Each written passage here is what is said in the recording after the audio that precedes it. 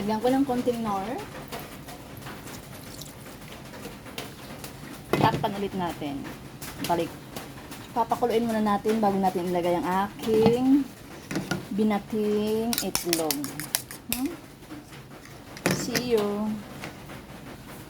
Kumukulo na nga. Bigyan ko siya ng paminta ng sangkay.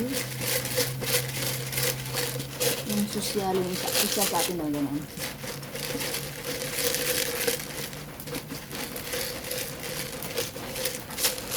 Ayan. Tikman ko muna.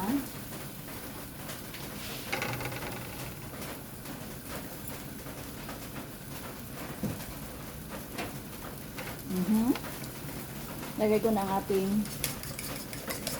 binating. 2 pirasong ito yung ginamit ko dito. Kayo na bahala kung gaano kadami ang gusto niyo. Charit. Gusto ko medyo may sabaw-sabaw. Pero minsan dry ang nagagawa ko. Masarap may sabaw-sabaw kasi tag-ulan ngayon.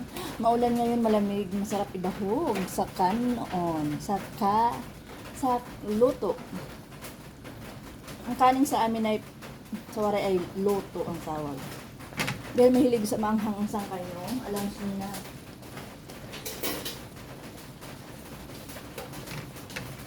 Alams na this. Lagyan natin ng sili, syempre.